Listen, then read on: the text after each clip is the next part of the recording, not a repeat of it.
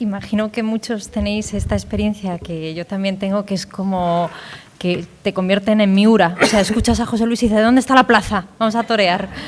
Bueno, pues ahora es el momento de la plaza. Tenemos unos minutitos o los que haga falta para hacer un diálogo si os apetece tenerlo, ¿no? Hay un micrófono, pero podemos escucharnos si no alzando la voz, para hacer preguntas a José Luis o para alguna reflexión que haya suscitado, si lo ha hecho. María, sí. Hola. Sobre la idea de la universidad que tenía Newman, ¿la podéis desarrollar un poco? Pues mira, tengo aquí un texto. Gracias. O sea, Newman tenía la percepción muy aguda de que en aquel momento de la historia y en un lugar como el Reino Unido, que había sido devastado pues, por el cisma de Enrique VIII y por la persecución subsiguiente que se produjo, que había prácticamente reducido a la nada a la Iglesia Católica, que la reconstitución de una fe viva en su país, en aquel momento incluía Irlanda, requería, por supuesto, de la devoción, de una religiosidad y de una piedad profundas y verdaderas, cuestión a la que, por cierto, dedicó mucho esfuerzo, pero también requería un ensanchamiento de la razón, es decir, recuperar para la experiencia católica la cuestión de la razón, porque al final parecía en una especie de imagen que podríamos decir caricaturesca que los católicos eran en cierto modo supersticiosos. Bueno, esa era una cosa ese era un San Benito que en la Inglaterra de su tiempo existía, ¿no? Se dedicaban a la piedad, la devoción mariana, la devoción a los santos, las procesiones, la adoración al Santísimo, todas estas cosas que el protestantismo oficial. Los anglicanos no eran protestantes, pero estaban en un proceso de protestantización, evidentemente. Bueno, pues eran como caca de la vaca. O sea, aquello era como... no. Y sin embargo, además como la mayoría de los católicos que vivían en el Reino Unido en su tiempo eran de extracción obrera, de extracción humilde, de las clases bajas, eran los inmigrantes irlandeses que habían vuelto porque los grupos católicos que habían mantenido la fe desde el siglo XVI, tanto en Inglaterra como en Escocia, eran totalmente minoritarios, heroicos, pero minoritarios. Entonces, la mayoría de la masa del pueblo católico en la época de Newman eran de extracción humilde, de las clases más bajas y con muy poquita formación. Entonces, Newman tiene clara la intuición de que para constituir una comunidad cristiana floreciente, viva, había que recuperar este aspecto de la razón, que en algunos casos lo llamará formación, lo llamará efectivamente. La universidad para él era un instrumento para esto, y debía ser una universidad que diese cabida a las grandes preguntas y a los grandes desafíos del momento, no una universidad simplemente, como te diría yo, de pura conservación o de pura doctrina, en el sentido... Estamos hablando no de una facultad de teología, estamos hablando de la universidad, como idea de que abarcar todo el saber. Era una cuestión que en ese momento despuntaba en la vida de la Iglesia, porque era una Iglesia que estaba a la defensiva respecto del desafío de la Ilustración y de la modernidad. ¿Ves? Ahí Newman va 5 pasos por delante de su tiempo y quiere una universidad en la que haya un protagonismo de los laicos, en la que se afronten las distintas disciplinas científicas, en las que razón y fe estuvieran enhebradas adecuadamente. ¿De acuerdo? No puedo deciros mucho más. Tenéis los sermones universitarios donde él desarrolla toda esta cuestión, pero os leo una cosa que me parece bonita sobre cómo él concebía la cuestión del entendimiento en la experiencia religiosa. Dice: yo deseo que el entendimiento cuente con la máxima libertad y que la religión disfrute de idéntica libertad. Entonces, para la universidad, imagínate. Mas lo que quiero específicamente es que ambos se encuentren en un mismo lugar, que la dimensión de la fe y la dimensión de la razón tengan ambas, distinguidas pero no separadas, la máxima libertad para desarrollar su potencial y que se encuentren no en sitios separados, no que haya que buscar la experiencia de la fe en un sitio y la experiencia de la razón en otro, sino que pueda haber un lugar donde ambas tengan su carta de ciudadanía. se encuentren en un mismo lugar y se vean ejemplificados en las mismas personas. Es decir, que los maestros, los testigos, la autoridad, tenía que serlo por su manera de usar la razón y por su modo de vivir la fe. Esta es la idea de la Universidad Católica, que es la que él le encargan los obispos a intentar poner en marcha, ¿no? Quiero que un mismo techo dé cobijo a la disciplina intelectual y a la moral. La piedad religiosa no es una especie de remate con el que se complementan las ciencias. Y tenemos las ciencias que tienen su dinámica, tienen su ley, y luego les ponemos un remate bonito, que es la fe, la piedad religiosa. Luego funcionamos en el ámbito de las ciencias como todo el mundo, pero luego le ponemos un gorro, ¿verdad? Esto es el dualismo que ha acompañado, perdonadme, y todavía acompaña a grandes sectores de la vida eclesial. Vamos a ver, seamos claros. Aquí, como no estoy hablando en la COPE, pues no me tengo que cuidar, porque evidentemente en la COPE hablo en una casa que tal, y tengo mis responsabilidades como responsable editorial, y no es José Luis Restán solo el que habla, sino que es el director editorial de la COPE. Pero aquí está hablando José Luis Restán, ningún problema. Dice: la piedad religiosa no es una especie de remate con el que se complementan las ciencias, ni la ciencia es una especie de pluma en el sombrero, un adorno o aderezo de la devoción religiosa. O sea, que sí, que en el fondo había también una cierta cosa en el mundo católico de decir, bueno, tenemos la fe, tenemos nuestra piedad, tenemos tal. Y, hombre, si lo ilustramos un poquito con algo de ciencia, pues fenomenal. Y esto es un error también. Es decir, tenemos que ser absolutamente serios, rigurosos en el planteamiento científico, académico, como supongo que intentáis hacer vosotros, ¿verdad? Pues ni la fe es el remate, ni la ciencia es la pluma. Esto lo dice así Newman. Quiero que el seglar intelectual sea religioso. Es decir, es un seglar, está en el mundo, afronta los problemas del mundo, pero lo hace desde esta dimensión religiosa. Y quiero que el eclesiástico devoto, el sacerdote, el religioso, la religiosa, sea también intelectual. Es decir, que esta unidad es para Newman lo fundamental. Esta unidad de fondo. Y para mí esto es la idea de la universidad. Bueno, hay muchas más cosas que decir y tampoco soy un experto en eso. Pero creo que este punto es vital para entender.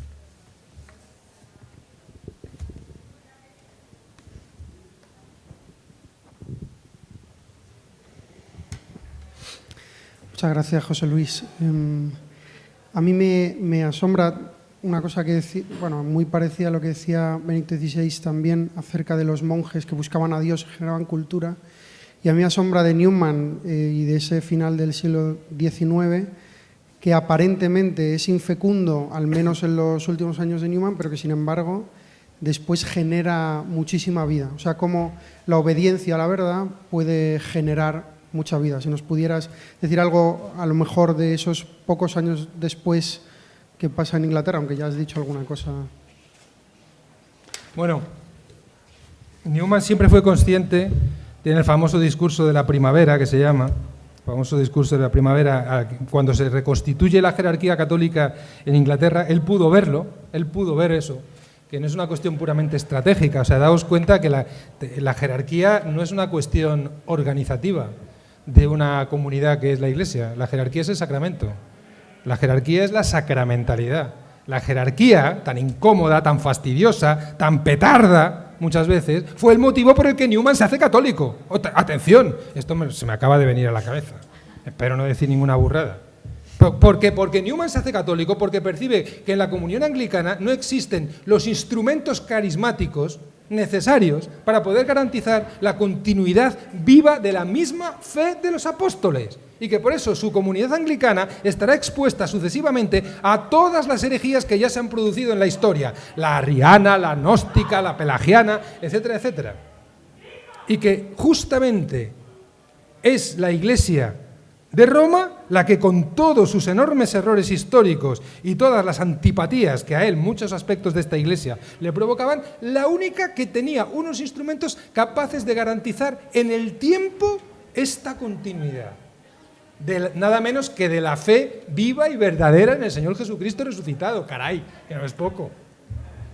Y esto es lo que le hacía a Newman. Entonces, Newman contempla con alegría que en su tiempo, bueno, también es que vivió mucho, fue un hombre que murió con casi 90 años, que para la época era tremendo, o sea, la gente se moría bastante antes, pero bueno, Dios le dio una vida larga, estaba fatal al final ya.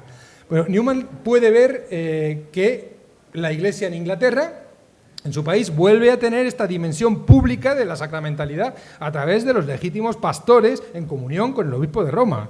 Y esto es lo que, bueno, entonces le invitan allí y él hace un discurso, el famoso discurso de la primavera, que es un discurso lleno de esta certeza esperanzada a la que tú te referías, en la que, teniendo delante unos elementos históricos concretos de presente, que Newman no era nada tonto, o sea, es que no era nada tonto, era muy listo, era muy sagaz, y él veía como toda la, ¿cómo diría yo?, todo el límite, toda la parcialidad, toda la fatiga que la Iglesia concreta, porque la Iglesia es la que es, no la que tú te imaginas, no la que tú piensas, no la que tú pretendes, sino la Iglesia que a él le tocaba vivir, la que él no eligió ni a las personas, ni las instituciones, ni el momento histórico, le tocó la que le tocó. Bueno, ya está. Y él veía sus insuficiencias, pero él percibe que algo está germinando, como dices tú, lo dice así. Algo está cambiando, pero tardará generaciones en cambiar. Muchos han visto en esto, evidentemente ahora a toro pasado, pues es fácil decirlo, como que Newman está anticipando el Concilio Vaticano II. Evidentemente Newman ni se le ocurrió el Concilio Vaticano II porque no podía ser que se le ocurriera como tal. Pero sí que es verdad que Newman ve como el incubarse de una dinámica en la vida eclesial que va a abrir el protagonismo de los laicos, una cuestión de la que casi no hemos hablado, pero que es muy importante para Newman, tanto en la vida interna de la Iglesia como en lo que es la misión, el protagonismo de los laicos. Para él, es que ahora decimos esto y nos parece a mí qué obviedades nos dice este. Pues claro, hombre, lo lógico, los laicos no eran nada en aquel momento, significaban nada, eran solamente objeto de atención para formarlos, darles servicios religiosos, etc. Pero los laicos como mentalidad, estructuralmente sí, porque el bautismo es siempre, desde el principio es lo fundamental, pero como mentalidad eclesiástica, los laicos no eran nada, y Newman percibe claramente ese aspecto, ¿no? Como percibe todo el desarrollo de lo que va a ser el tema de los padres de la Iglesia, el retorno a unas fuentes, que ahora, otra cosa que ahora vemos súper normal, ¿no? Volver a la historia, a la experiencia de la fe de las primeras generaciones de cristianos. Pero es que estamos en una época en que un cierto tomismo un poco contaminado y degenerado se ha convertido en una camisa de fuerza prácticamente para la teología y para la vida de la Iglesia, en ese momento del siglo XIX, que dificulta. Entonces, que Newman vuelva a recuperar a los padres, a la teología medieval, bueno, es algo que ahora nos parece, queda fenomenal decirlo, ¿no? Y tal, pero que en su momento era una cosa que producía chispas. Y Newman lo ve y percibe que eso va a crecer, como va a crecer un diálogo que Newman auspiciaba absolutamente necesario entre la experiencia de la fe y la razón moderna. No para darle la razón y simplemente darnos abrazos, sino porque es absolutamente necesario, como ahora necesitamos un diálogo con la razón, si se puede llamar así, posmoderna. Es decir, con todas sus limitaciones, con todos sus extravíos y con todas sus preguntas. En ese sentido, Newman sí percibe que hay una fecundidad que está en germen y que está en marcha. Y él siempre tiene en ese sentido, es un hombre, es curioso porque es paradójico, tiene como una visión que podrían algunos decir tontamente pesimista, es decir, que ve los problemas con una agudeza y con una dureza muy grande, pero al mismo tiempo tiene una certeza esperanzada de que la Iglesia en su desarrollo histórico atraviesa estas dificultades y alcanza un nuevo momento. Entonces yo creo que eso es lo que te puedo decir. Él lo vivió, esto no significa que es que todo lo que vio le gustara ni le pareciera, pero hombre, es verdad que el pontificado de León XIII, con las novedades y aperturas que supuso en el ámbito social, etcétera, etcétera, sí que supieron para él un motivo, digamos, de alegría y de decir, hombre, lo que yo siempre he pensado empieza a tener un cierto apoyo institucional también, porque es que hasta ese momento no lo tenía. Esa es la realidad. Oye, vosotros mandáis, ¿eh? En cuanto a la hora, digo.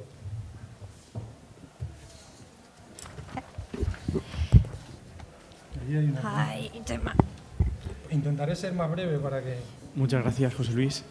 Tengo una pregunta después de escucharte y de haber visto la exposición. O sea, este paso que hace Newman a la Iglesia católica, o sea, se me queda como muy intelectual. O sea, entiendo la potencia que tiene el desvelamiento de la verdad para que o sea, uno se ponga en movimiento y quiera secundar la verdad, ¿no? Pero ¿quién acompaña a este hombre en ese momento? ¿Cómo puede percibir que la verdad que él ha descubierto mirando la historia de la Iglesia, que continúa en la Iglesia Católica, cómo la ve plasmada realmente en la Iglesia Católica? No sé si... Sí, te entiendo perfectamente.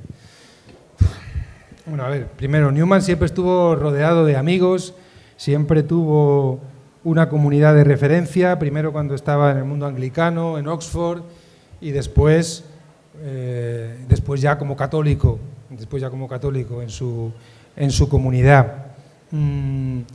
Siempre tuvo una relación apasionada y al mismo tiempo difícil con sus amigos. Es decir, apasionada porque Newman era un hombre tremendamente afectivo, aunque expresaba su afectividad en inglés, que es diferente, es muy diferente de expresarla en español, pero era un hombre profundamente afectivo. Y es verdad que no estuvo solo en ningún momento en esta aventura. Es más, toda la aventura, o sea, pensad que es que, a ver, aquí no se puede contar todo, ni yo puedo contar todo, ni tenemos tiempo para contar todo. Toda la etapa del Newman anglicano es una etapa de efervescencia, es una etapa en la que él, con algunos amigos que entonces ya eran motejados de anglocatólicos, de en cierto modo papistas y tal, siendo todavía un ministro anglicano que decía su sermón y que celebraba la Eucaristía, pues él está con estos amigos en un debate que sí que, claro, tú dices, es que te parece muy intelectual. Claro, es que Newman era un intelectual. O sea, su tarea era una tarea intelectual. O sea, la tarea en la que, igual que yo comunico en las ondas y vosotros sois profesores o seréis lo que seáis en vuestras carreras, pues él era un profesor y era un sacerdote. O sea, ese era su trabajo. No era minero, ni era político, ni era banquero como fue su padre. No, él era eso. Entonces, evidentemente, eso marca mucho su historia, porque es el ámbito, el ambiente, que diríamos nosotros, su ambiente era ese. Ambiente universitario, ambiente pastoral, y claro, eso marca mucho. Estuvo acompañado y con estos amigos vivió toda una aventura que está llena de rifirrafes, de intentos, de reflexiones, de debates que no son solo intelectuales, porque estos debates comprometían la vida entera de esta gente. O sea, era un ámbito universitario tremendamente vivo y movido, de un debate vivísimo y dramático, porque lo que estaba en juego, como él le dice a su hermana, no es la cuestión de si estoy más cerca de la Iglesia Católica o más cerca de la Iglesia Anglicana. Es la cuestión de dónde, en qué contexto puedo vivir yo mi relación, la relación que me salva con Jesucristo, de una manera cierta y segura. Y en ese sentido, Newman atraviesa todo sentimentalismo, porque no le acompaña en su paso, y esto sí que es verdad, no le acompaña en su paso. No tiene por qué ser así en la vida de todos los demás, en su vida, supongo que a él le hubiera gustado, pero no le acompaña, digamos, una cohorte sentimental, de afectividad. Él, o sea, el momento del paso es dramático porque percibe todo lo que puede perder y percibe que donde le esperan no van a hacer fiesta porque él llega. Es que no hicieron fiesta. Es que a los 2 días estaban diciendo, ¿cómo se dice? Un caballo de Troya. Se nos ha metido un caballo de Troya.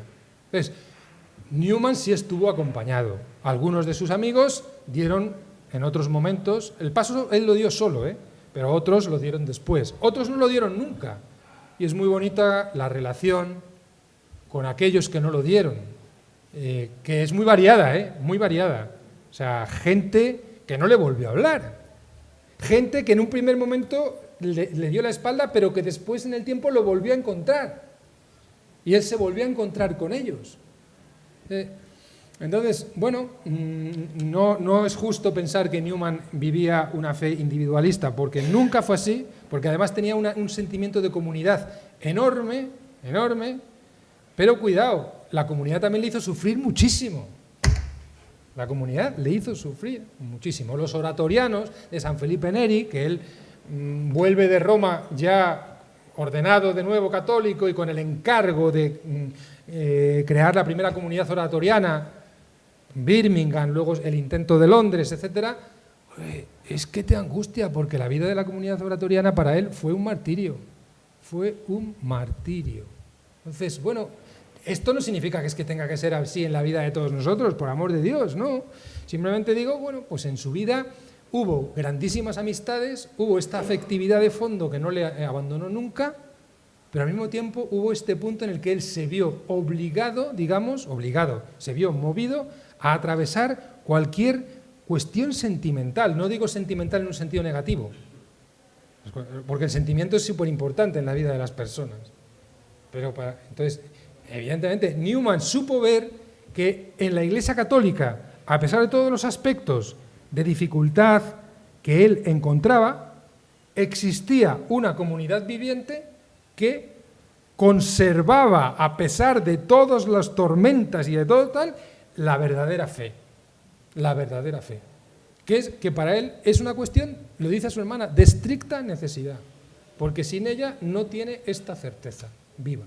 Y entonces él se entrega, y fíjate lo que significa a nosotros, que incluso entre nuestros amigos, en nuestro grupo, en nuestro movimiento, vamos, y hablo por mí mismo, me cuesta cambiar de grupo dentro del mismo movimiento, porque tengo mis amistades, tengo mis seguridades, tengo tal, me mandan a otro sitio y es que me incomoda, y son de lo mismo.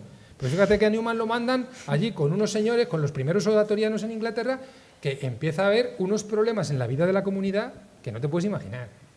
Entonces, que para él, la vida comunitaria, que fue intensísima, estuvo también atravesada de mucho dolor. Y él, fíjate, esto también es súper importante, atraviesa este dolor, atraviesa esta dificultad para ir al fondo de lo que nos une. Para ir al fondo de lo que nos une. Pero no lo hubiera podido hacer desvinculado de una comunidad, evidentemente. Porque para él la Iglesia es justamente eso, es comunidad que vive. Oye, que yo no soy un experto en Newman. ¿Vale? Entonces, muchas de estas cosas, es que es verdad, me preguntéis por la universidad, me preguntas por esto, hay muchísimas más cosas que se podrían decir y que yo no las puedo decir, pero estas pues las compartimos. José Luis, gracias. Gracias a vosotros. Vamos de la mano. Muy bien. Muchísimas gracias a todos por habernos acompañado en esta hora. Yo creo que ha sido una hora de valor porque nos ha actualizado la importancia y el valor de un hombre de otro siglo para este siglo, ¿no? O por lo menos para el trocito que tenemos de campo cada uno. Muchísimas gracias.